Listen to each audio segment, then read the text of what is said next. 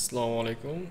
তো আজকে আমরা একটা ইন্টারেস্টিং মেশিন নিয়ে আলোচনা করব যে একটা মেশিনই কিভাবে মোটর এবং জেনারেটর হিসেবে কাজ করতে পারে। আমরা সেটা জানি, খুবই ওয়েল নন মেশিন, সেটা হচ্ছে সিনক্রোনাস মোটর ওর জেনারেটর।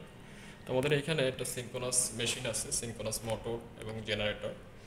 হ্যাঁ, তো আমরা মোটর হিসেবে কাজ করবো যখন ভোল্টেজ দিব, হ্যাঁ, আর যখন আমরা ঘোরাবো এটাকে সেটা জেনারেটর হিসেবে কাজ করবে। তবে দুই ক্ষেত্রে আমাদের ফিল্ড উইন্ডিংয়ে ডিসি সাপ্লাই থাকতে হবে। তো জেনারেলি মোটর হিসেবে আমরা যখন কাজ করাই, তো এটা মোটরের সেলফ স্টার্টিং না থাকার কারণে সো আমাদের ফার্স্ট এটাকে ঘোরায় নিতে হয়। তো কিছু কিছু সিনক্রোনাস মেশিনের মধ্যে ড্যাম্পার উইন্ডিং থাকার কারণে এরা অটোমেটিক ঘুরতে পারে, আর যদি না থাকে তখন আমাদের ফিল্ডটাকে শর্ট করে দিয়ে ইন্ডাকশন মোটরের মতো করে সেটাকে চালাতে হয়। তো আমাদের এইখানে যে বিল্ট ইন যে মেশিনটা আছে সেটা আসলে অ্যাকচুয়ালি ভিতরে ওই রকম ইন্টারনাল আর্কিটেকচার আছে, যার কারণে সে আমরা যদি থ্রি ফেজ সাপ্লাই দিই, normally motor three phase induction motor হিসেবে সে চলতে পারে। তো আমরা সেজন্য এই সাইডে হলুদ যে কেবলগুলা এইগুলো দিয়ে আমরা কি করছি, আমরা তিন টার্মিনালকে শর্ট করে দিছি, আর এই সাইডে স্টার কানেকশনের মতো আমরা রাইখা, ঠিক আছে, তিনটা সাপ্লাই দিছি আর কি, থ্রি ফেজ সাপ্লাই দিছি। এই সাইডের থেকে সার্কিট ব্রেকার থেকে আসছে দেখা যাচ্ছে, হ্যাঁ, থ্রি ফেজ সাপ্লাই স্টার কানেকশনে আছে বর্তমানে। সো আমি যদি এখন এটাকে টার্ন অন করি তখন আমরা দেখবো যে মোটরটা ঘোরা শুরু করছে, এবং সেটা সিনক্রোনাস মোটর হিসেবে না, ইন্ডাকশন মোটর হিসেবে, ঠিক আছে। কারণ কি, আমাদের ইন্টারনালি যে ড্যাম্পার উইন্ডিং বা অন্য যে কোনোভাবেই আর কি সেটার যে কনস্ট্রাকশন আছে ওইটার কারণে আমরা ইন্ডাকশন মোটর হিসেবে সেটাকে ফার্স্টে চালাতে পারতেছি। এবং আমরা দেখবো যে এখানে এসি বড় একটা কারেন্ট সে টান দিবে আর কি, করবে আর কি, এখান থেকে কারেন্ট নেবে সোর্স থেকে। এসি অ্যামিটার লাগানো আছে এখানে, একটা ফেজে কারেন্ট আমরা মনিটর করব। এরপরে আমরা সিনক্রোনাস মোটর হিসেবে কাজ করবে কখন, আমরা এই সাইডে একটা ডিসি অ্যামিটার দেখা যাচ্ছে, আমরা ডিসি অ্যামিটারের মধ্যে দিয়ে ডিসি কারেন্ট পাস করা এইখানে ফিল্ড উইন্ডিংয়ে আপাতত খোলা রাখছি। হ্যাঁ, সো ওই ফিল্ড উইন্ডিংয়ের আরেকটা টার্মিনাল এখানে অ্যাকচুয়ালি নর্মালি আমি লাগাই রাখছি। তো ওই দিক থেকে আমি পাওয়ার নিয়ে আসতেছি ডিসি ভোল্টেজ, হ্যাঁ, ডিসি ভোল্টেজ এখান থেকে নিয়ে আসতেছি। এখানে ফিল্ডে যখন আমি পাওয়ার দিব, এবং সিনক্রোনাইজেশন তখনই হয় যখন আমার সিনক্রোনাস স্পিডের কাছাকাছি ইন্ডাকশন মোটরটা যাবে, তখন আমি যখন ফিল্ডে পাওয়ার দেব তখন সে লক হয়ে যাবে, রোটরটা আমার ইয়ার সাথে, স্টেটর যে আরএমএফ থাকে সেটার সাথে লক হয়ে যাবে এবং একটা ফিক্সড স্পিডে ঘুরতে থাকবে, ঠিক আছে। তো আমি যদি এখন নর্মালি এটাকে চালাই, আমি যদি সার্কিট ব্রেকারটাকে অন করে দিই, তাহলে কি দেখব, ফার্স্টে দেখব যে আমাদের এই ইন্ডাকশন মোটর হিসেবে এই মেশিনটা চলা শুরু করছে। ওকে, আমি যদি করি আর কি, প্রথমে দেওয়ার সাথে সাথে আমরা দেখতেছি মোটরটা ঘোরা শুরু করছে।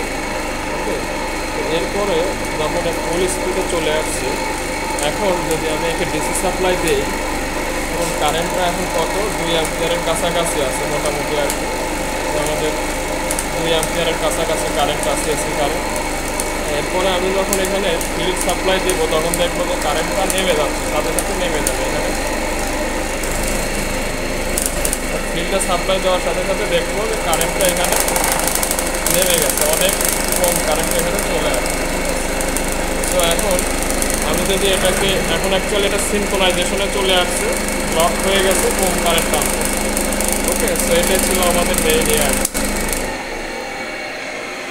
তো এটা বেশ সাউন্ড হচ্ছিল অ্যাকচুয়ালি সিনক্রোনাইজেশনে আসার পরে আর কি, যে একদম রোটরটা যখন লক হয়ে যায় তখন অ্যাকচুয়ালি আমাদের ব্যাক ইএমএফও তৈরি হচ্ছিল। দ্যাটস ওয়াই ব্যাক ইএমএফ কেন, কারণ হচ্ছে আমাদের ডিসি ফিল্ড দেওয়া হয়েছে, এবং ডিসি ফিল্ড দেওয়ার কারণে আমাদের যে ঘটনাটা ঘটছে, ডিসি ফিল্ড দেওয়ার কারণে আমাদের হয়েছে, ওর নাম কি, আমাদের একটা ম্যাগনেটিক ফিল্ড তৈরি হয়েছে রোটরে, এবং সেই রোটরের এই লকড অবস্থায় সে আমাদের জেনারেটর মোডেও সে কাজ করতেছে। জেনারেটর মোড কীরকম, যে সে তো একটা ব্যাক ইএমএফ ভোল্টেজ তৈরি করতেছে, কারণ মোটরটা যখন ঘুরতেছে তো রোটরও তো ঘুরতেছে, রোটর যদি ঘুরে তখন আমাদের ফিল্ডটাও ঘুরতেছে, ফিল্ডটা যদি ঘুরে তাহলে স্টেটরে সেটা একটা ভোল্টেজ প্রডিউস করবে, যেটা অ্যাকচুয়ালি আমাদের সিনক্রোনাস মোটরের আমাদের আর কি, যে ব্যাক ইএমএফ হিসেবে পরিচিত আর কি, ঠিক আছে। তো যখন সে এখানে ভোল্টেজ প্রডিউস করতেছে সাপ্লাই ভোল্টেজের থেকে, যেটা আমরা দিচ্ছি আর কি, সেটার থেকে ওই ব্যাক ইএমএফটা বাদ যাওয়ার পরেই তো আমার যে আর কি নিট যে ভোল্টেজ সেটা আমার কয়েলের অ্যাক্রসে থাকতেছে, তখন তো আমার ভোল্টেজটা কমে আসতেছে। দ্যাটস ওয়াই আমাদের কম পরিমাণ কারেন্ট তখন থেকে সোর্স থেকে নিচ্ছে। সো আমরা দেখছিলাম ফার্স্টে 2 অ্যাম্পিয়ারের কাছাকাছি কারেন্ট গেছে, কিন্তু পরের দিকে 1 অ্যাম্পিয়ারের নিচে নামে চলে আসছে, ঠিক আছে।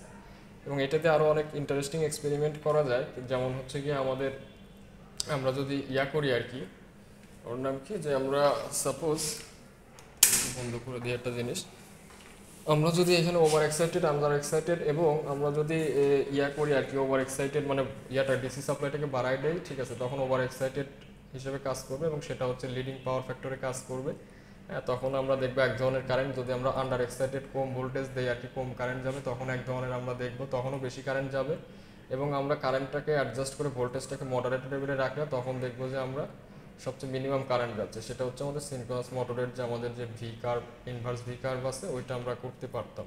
কিন্তু আমাদের এইখানে ভোল্টেজের একটা লিমিটেশন আছে আর কি, ভোল্টেজের বলতে আর কি ডিসি যে কারেন্ট যে আমরা দিচ্ছি যেটা দিয়ে, সেই ডিসি পাওয়ার সাপ্লাইয়ের যে কারেন্টটা ওইটা অ্যাকচুয়ালি 1 অ্যাম্পিয়ারের বেশি দিতে পারে না। সো ওভার এক্সাইটেড করতে হলে আরও বেশি কারেন্ট দেওয়া দরকার, যেটা আমাদের এই সাপ্লাই থেকে দেওয়া সম্ভব না আর কি। এটা জেনারেলি আর কি যে লিমিটেশন আছে এখানে। সো যাই হোক, এটা হচ্ছে কি আমাদের সিনক্রোনাস মোটরটা কীভাবে কাজ করে এটার একটা দেখানো ছিল আর কি, ডকুমেন্টেশন, যাতে পরবর্তীতে এই স্টুডেন্টরা বা হচ্ছে যে কেউ যদি ভিডিওটা দেখে তারা বুঝতে পারবে যে সিনক্রোনাস মোটরটা অ্যাকচুয়ালি কীভাবে কাজ করে আর কি। ওকে, ঠিক আছে।